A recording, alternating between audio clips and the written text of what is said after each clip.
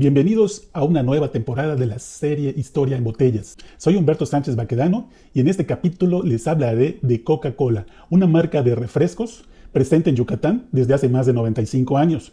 Lo que aquí les presentaré es información de los años 1920 hasta los 1990 para no hacerlo muy largo. Les comento que toda esta información y la que he presentado en cápsulas anteriores con mucho más detalle y amplitud, porque existieron muchísimas marcas de refrescos, estará en un libro en el que estoy trabajando.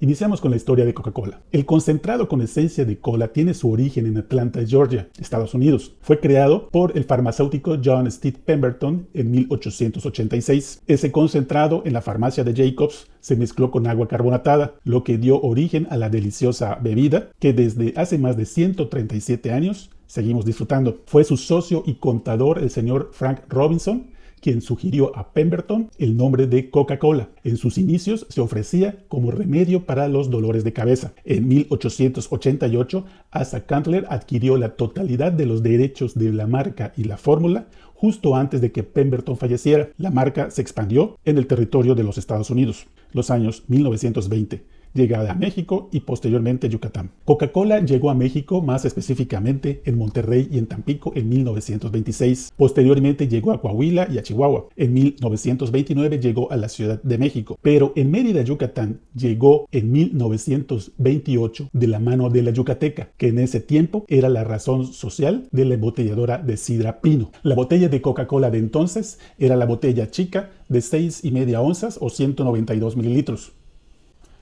Esta era la botella también de Sidra Pino de esa época, también del mismo tamaño. Aquí la de Orange Crush, pero no era embotellada todavía por Sidra Pino. Y otras dos marcas, aunque estas fueron anteriores, la Kist y la Bluebird. Como podemos ver, estos eran los tamaños de refresco de esa época. Los años 1930. A nivel mundial, la corporación Coca-Cola creció. Se enfrentaba a mucha competencia e imitadores. En los años 1930, en México y también en Yucatán, estuvo presente la marca Fosfocola, una imitación mexicana que fue demandada por la compañía Coca-Cola y retirada del mercado. Ante esto, la corporación Coca-Cola definió sus políticas y procedimientos para los embotelladores de su marca. Para inicios de la década de los 40, la embotelladora de Sidra Pino, en ese tiempo denominada la Yucateca, embotellaba su producto Pino y Coca-Cola en la misma línea de producción. Debido a los cambios que exigió la corporación Coca-Cola, tuvo Pino que construir una nueva línea de producción exclusiva para Coca-Cola. El señor don José María Pino Domínguez no tenía los recursos económicos para invertir, por lo que invitó como socios a don Fernando Ponce G. Cantón, de la cervecería Yucateca, y a don Jorge Vales Guerra, también exitoso empresario. Para ese efecto fundan Embotelladora Peninsular en 1947, siendo sus propietarios los tres ya mencionados en partes iguales. Se instaló en la esquina de las calles 72 con 63. Cabe aclarar que Pepsi Cola ya había llegado a Yucatán un año antes, esto es en 1946, y fue todo un éxito al ofrecer botellas grandes por el mismo precio de la botella chica de Coca-Cola y de Sidra Pino. En la prensa de 1948 encontré un anuncio en donde Embotelladora Peninsular S.A. ofrece agua cristal en garrafón de vidrio de 20 litros al precio de $1 la unidad. Es la primera evidencia de la marca Cristal en la compañía Peninsular. Meses después aparecen los primeros productos de la línea de gaseosas de sabores de la compañía. En aquel tiempo se denominaron gaseosa Cristal, refresco tropical en naranja y en toronja, y que se vendía a 16 centavos la botella de 350 gramos. Sí, así estaba el anuncio, 350 gramos. También en esa época se anunciaba como agua Cristal Club Soda, lo que posteriormente se le denominaría agua mineralizada.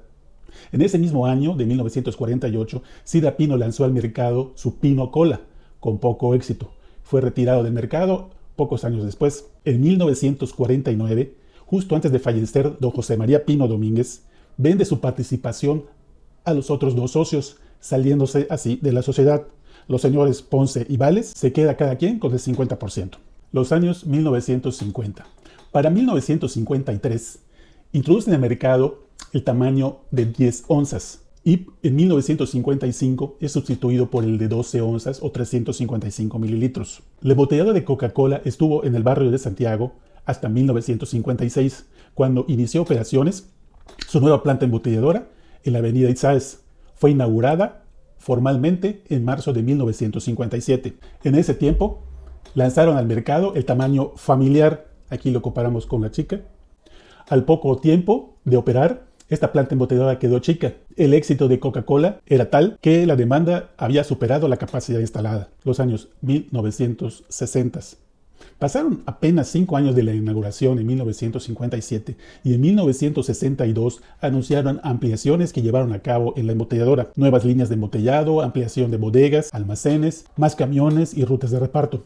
En esa época instalaron un sistema de comunicaciones por radio con alcance de hasta 100 kilómetros a la redonda. Al hacer el cliente un pedido vía telefónica a la central al 4900, el pedido era transmitido vía radio al carrero, quien tomaba nota y procedía a hacer la entrega al domicilio del cliente. Un servicio novedoso para la época. Ya contaban con 60 vehículos de reparto. En esa época, don Fernando Ponce G. Cantón era el principal propietario de Embotelladora Peninsular S.A. Ya había salido de la sociedad don Jorge Vales Guerra. Para ese año de 1962 ya estaba colaborando en la embotelladora el ingeniero Fernando Ponce García. En esa época surge Propaganda Peninsular, una empresa de publicidad de la embotelladora. En 1964 es nombrado gerente general de la embotelladora el ingeniero Ponce García. Don Fernando quedó como presidente del Consejo de Administración. En los años 1960, la guerra de las colas en Yucatán estuvo muy intensa. Para esos años, mi padre, don Humberto Sánchez Canto, que en paz descanse, colaboraba ahí en el departamento de ventas. En más de una ocasión me contó de viva voz cómo se enfrentaban los empleados de la Coca-Cola contra los de la Pepsi-Cola. En algunos eventos como kermeses solían coincidir. En varias ocasiones los enfrentamientos derivaban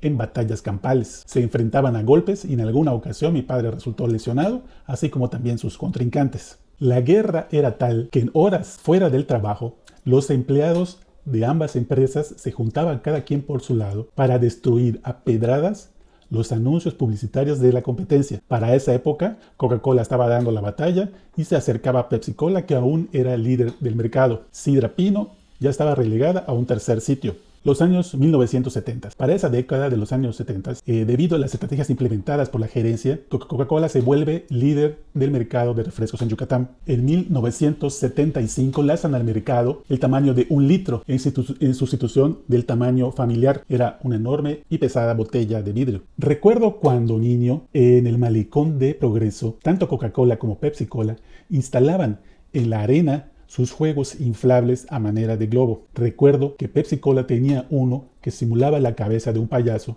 y se entraba al globo por su boca. En cambio, Coca-Cola tuvo uno que simulaba un cohete espacial. Le llamaban la cápsula espacial Coca-Cola. Ambos eran inflables con una atmósfera interior y el chiste era brincar y brincar adentro. Justo enfrente del juego estaba el carro de sonido poniendo la música de moda de la época. En cada uno se vendían los refrescos de la marca y al adquirir uno te daban un boleto para ingresar al globo. Se instalaban a unos 100 metros uno del otro. Recuerdo los años 1980. Para finales de la década de los 70 y principios de los 80 se construyeron las plantas embotelladoras de Pacaptún y Cancún. En 1982 algo insólito ocurrió. Súbitamente desaparece del mercado la marca Pepsi-Cola, como comenté en la cápsula de la historia en botellas dedicada a esa marca. Resulta que, mediante artimañas, los dueños de la Coca-Cola de forma secreta adquirieron la propiedad de la compañía embotelladora del sureste, que era la embotelladora de Pepsi-Cola. Fue un proceso de varios meses en los que los nuevos propietarios fueron tomando posesión. Extrañamente, ex ejecutivos de la embotelladora peninsular pasaron a ocupar puestos clave en la compañía embotelladora del sureste, lo que llamaba la atención a los empleados de la embotelladora peninsular. Después fue cuando se llevó a cabo el abrupto cambio. De la noche a la mañana cesó la producción de Pepsi para ser reemplazada por productos de la marca Cristal y Squirt. El sindicato se inconformó, pero días después llegaron a un arreglo, lo que permitió la integración de las operaciones. Esa misma década salió al mercado el tamaño triple, aquí comparada con la botella de la Coca-Cola chica. En la década de los 1980, debido al crecimiento de sus operaciones, se reestructura el negocio, creando el Corporativo Peninsular. Se nombró como director general al ingeniero Porfirio Suárez Sosa. Al no existir competencia, ya que Pepsi-Cola no estaba presente, ya que solo se embotellaba en Campeche, las marcas del grupo Peninsular crecieron como la espuma. Se crearon empresas de servicios, de apoyo a la operación de la embotelladora. Igualmente surgieron empresas de su integración vertical, como la fábrica de enfriadores, de concentrados, botellas de plástico, el taller mecánico, la transportadora, así como las distribuidoras. Se sumaban así a las existentes de las embotelladoras de propaganda, publicidad y bodegas peninsulares. Con el tiempo crecieron, evolucionaron y cambiaron de nombre. En esa misma década de los 1980s lanzaron al mercado Diet Coke.